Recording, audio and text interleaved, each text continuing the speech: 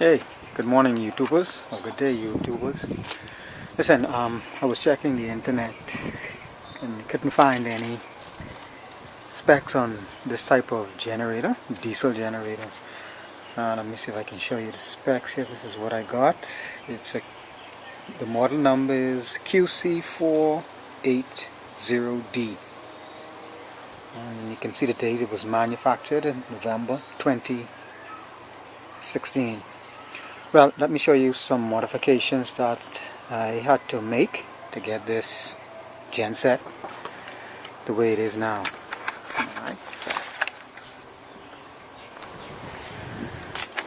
Alright, first of all, let me show you the inside. It comes with IntelliLight auto mains failure controller. I'll show you that later.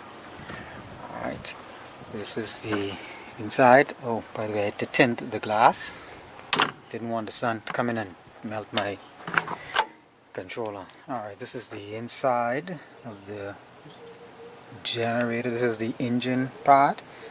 And I looked at the specs. This engine can take up to a 17 kV. Oh, by the way, the specs here is the it's a 12 kV. Yeah, they said kVA, but it's a 12 kV power, and the phase is single phase 120 240. They only have 120, and that is the reason why I am making this video. This came designed for just 120 volts AC. Alright, let me go around at the back and show you.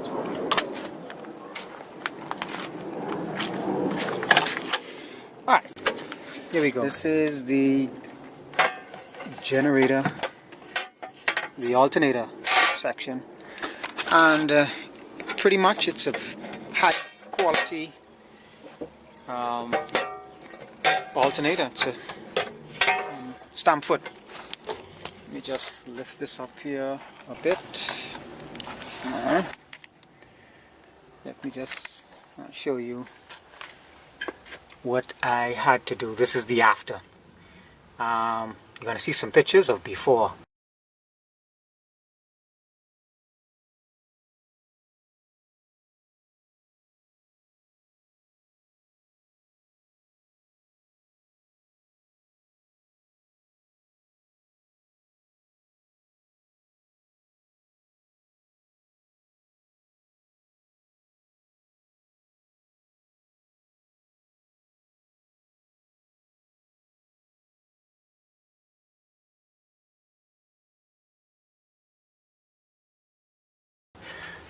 Okay, you see this red current transformer here.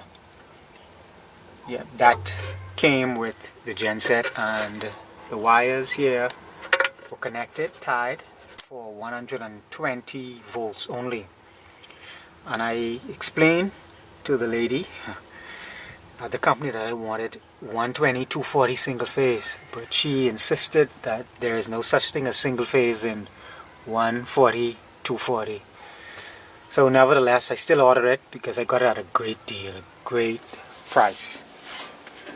And as it came, like I said, you see the pictures before already. Now they should be on the screen.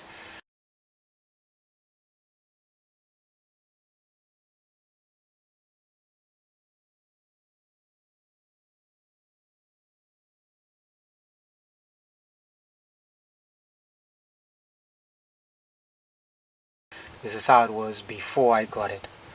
I had to order a new current transformer, which is this. Reroute the wires on the board of the connection block.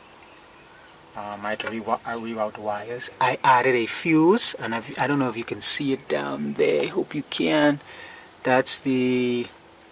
let me see. I hope you can see it. Anyway, you gotta trust me on that one. That's the voltage regulator. It's SX460, very high, very good. I made some adjustments on that too as well, because now the generator, as you see here, has the specs for it. came for design, there it is, SX460, and it came designed for 120 only, single phase. So with that, after some careful consideration and much prayer, I did some research and found out that if I disconnect this wire, this wire here from here, and put this on it separate, because this wire here with the yellow heat shrink was connected to this point here, and this is obviously the hot, so these two are giving me 120. So with a little bit of wisdom from the Lord, I rewired I removed this, because I did a test. I placed my multimeter on this and discovered that these two here, where is it? Let me make sure here. These two here gave me 240 volts. When I saw that, I rejoiced. So I made an adjustment on the speed controller, the voltage regulator, to adjust it, to tell it now I wanted 240 instead of just 140 at 60 hertz. So after I had to order this, wait a while for this, a couple of weeks. This came from China. I ordered my wires from eBay. These are number one odd, as it was called, or number 1 gauge wire, very thick, to match what was already there. And I connected that, ran it through the conduit here. Yeah, so that is what I had to get that sorted out so far. Then that was one issue, and trying to remember what other issue. All right, so now with that, let me show you the inside of the genset. And when it came, it did not start initially after I placed fuel inside. I discovered that I disconnected this hose here for the prime pump, and also disconnected this connector here that goes into the filter, the primary fuel filter, and both of them were clogged with particles, metal fragments, I don't know where it came from, which were blocking the injectors. So once I cleaned out the filter, fortunately the filters collected all of the debris and particles. I cleaned those out, primed it, and that was it. Started instantly. Alright, so one more. I'll go around now and show you what else. The fuel, the air filter had to be adjusted, repositioned. I had to drill a section. So if I can see that, I had to re-drill this section here because the air filter was tilted at an odd, ridiculous angle. So I managed to level it off to get that quite level. So that's what I had to do with that section. The issues I had was the clogged fuel filter, the rewiring of the alternator section along with the automatic voltage regulator. Bought new wires straight through because the current transformer also needed wires to connect to the controller. Alright, so let's move along. Let's see what else we got here. Alright, now let's go to the front section here. Let me take this panel off here so you can see what's behind here. Alright, show you what I did, or what was done I should say. Put this panel on there. Alright, now okay, Alright, oh, one of the major issues I had also was with the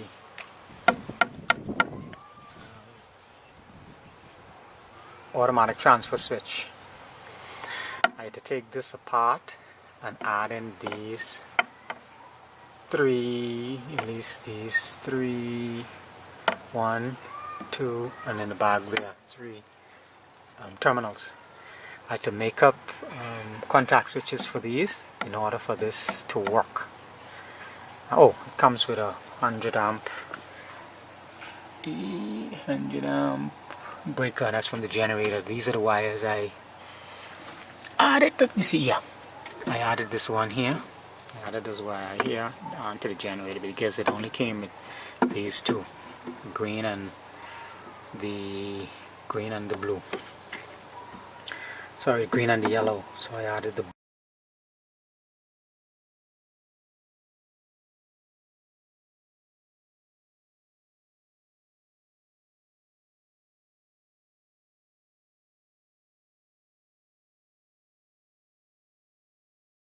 blue. So that's how it was hooked up. But in any event, this I added these terminals here because it only came with these 2, 4, 6, 8. So I had to add three more to make it, what this is, 3, 6, 9, 12. Yeah, it only came with these, yeah. Give me 12 or so connectors.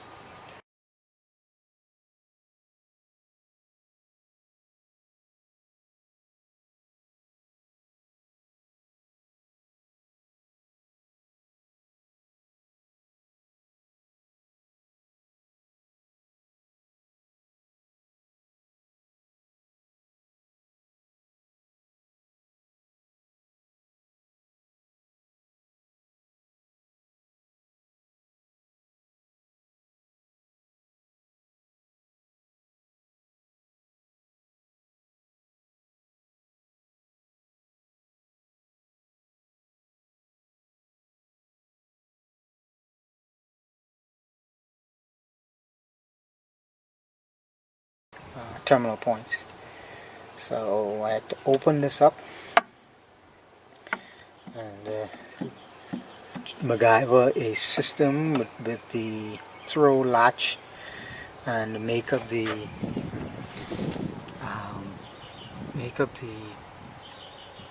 contacts in order for that to work. Alright, so finally got that and put that back together. Alright, let me show you behind the panel here. I also ordered a breaker. Actually, that was given to me by a good friend in China, one of my good Chinese friend.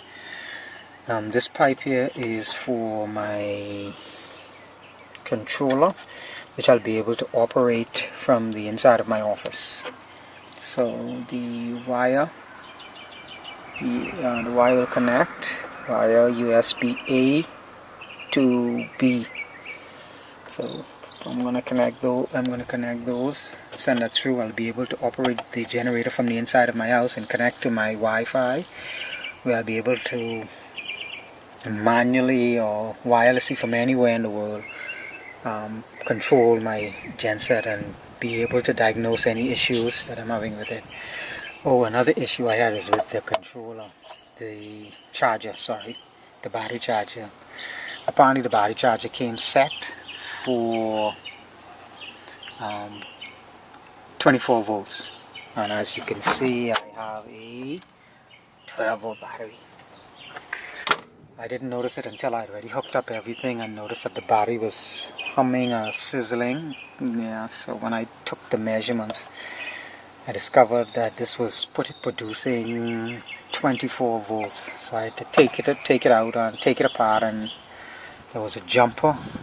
Fortunately, there was jumper pins in there, and I, again, by inspiration of the Holy Spirit, upon checking the switches, I tied a jumper wire between two of the pins, and I dropped it to 12 volts, and that solved that problem. So There were a lot of issues that I encountered while I was here, but overall, okay. Oh, let me show you what else I did. The wire from the current.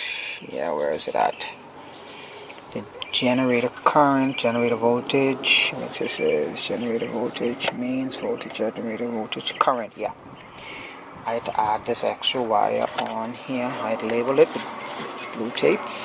Yeah, this is the wire added on for the current transformer, and this other wire here is the generator voltage. So that ties into the one of the phases coming out of the generator line one. The one I had to add because only these two came with the generator, and also I had to add this one here, which is the mains voltage, because now I'm getting 240 volts coming in from my main as well. So I had to add this one here. So that's what had to occur in that situation. So, and input power coming into the generator, I dug a trench. So that's 1.5 inch flex pipe that I dug underground. It was about 75 feet of hard concrete. Here in the Bahamas we have limestone, which is hard rock, extremely difficult to dig. Let me show you the ground here. Let's see if we had rocks. There were rocks like bigger ones like these. These are real rock. So talk about building a house upon the rock. This is what the Bahamas consist of. Yeah. Okay. Which is why, fortunately for us, during hurricanes, our houses tend to stand because we are anchored in solid rock. That's the consistency of our ground here. Alright, so here's what I did too. I also added extra wires here. This feeds us my storage. I have my shed. I have a power system there set up so that I can charge my batteries. Battery bank. Briefly show you my battery bank. Okay. Yeah. Battery bank here. This charges the solar panels, which are somewhat on top. Yeah, not much, but that's what's left of it. So the solar's battery on the battery supplies power constantly to my study. Alright, so I'll start it up for you and show you how it sounds when it starts. Okay, just a moment. Oh, just remember the controller too had to be updated with the software and all that. So I will now let the controller know that it's no longer a single phase 120, but it's now a single phase 120 240 volts. Okay, so that was another thing I'd forgotten to share. I tell you, and this dealing with this was just an experience for me. Yes, I've never went to school for it, but it's a God-given talent, and I thank God for it. I was able to accomplish whatever issues this generator had. Had this been given to anyone else, they would have spent tons and tons of funds and maybe even had to send it back. Now, take note, I'm in the Caribbean.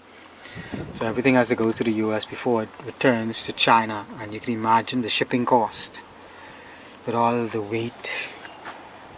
Getting this generator here was also a task. It took my entire family of 4 to get this off the truck, my F-150, and placed here. We had to build a ramp for it and slide it on there. But alright, enough of that. Let me start it and show you what happened. What I want to test the decibel sound. So my first time testing the decibel sound. Oh, by the way, I got this in the latter part of March. No, what should I say? No, the latter part of middle part of April.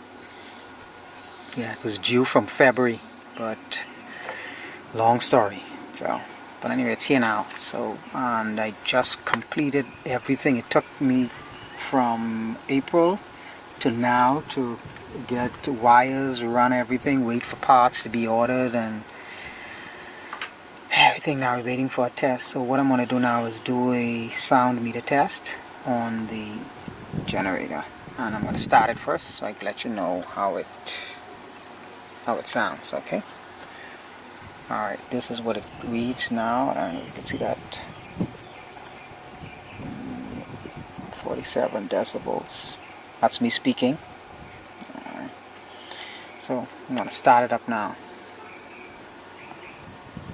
Oh, by the way, I have a measuring tape here so that you can determine how far I'm standing. So, alright, I'm starting up now.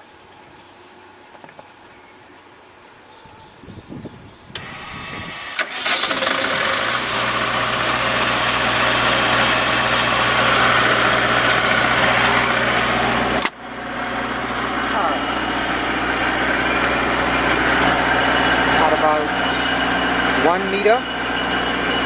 This is generated at 1 meter. 65 decibels. Alright, moving back at about, say about 2 meter. Okay, what is this? 9 feet. That's about 9.5, I'd say about, let me go 10 feet. Let's see, which is about 3 meters. Okay.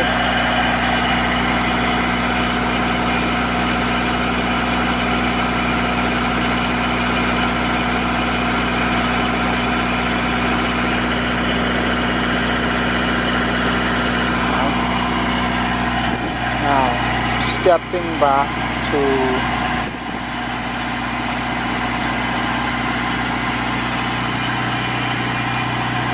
21 feet, 20 feet. Now this is 21 feet. As you can see, the tape extends all the way down there. 21 feet.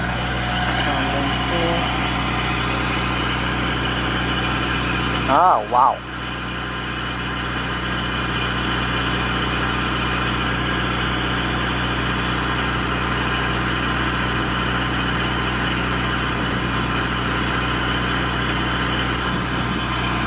Okay.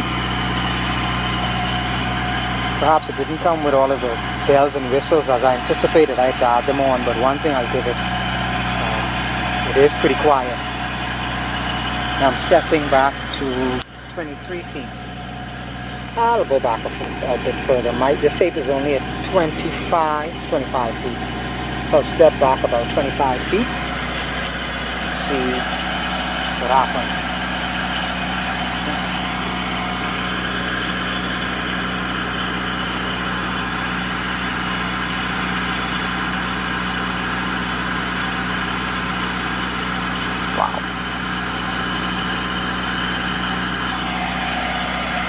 So you can see about 25 feet, we have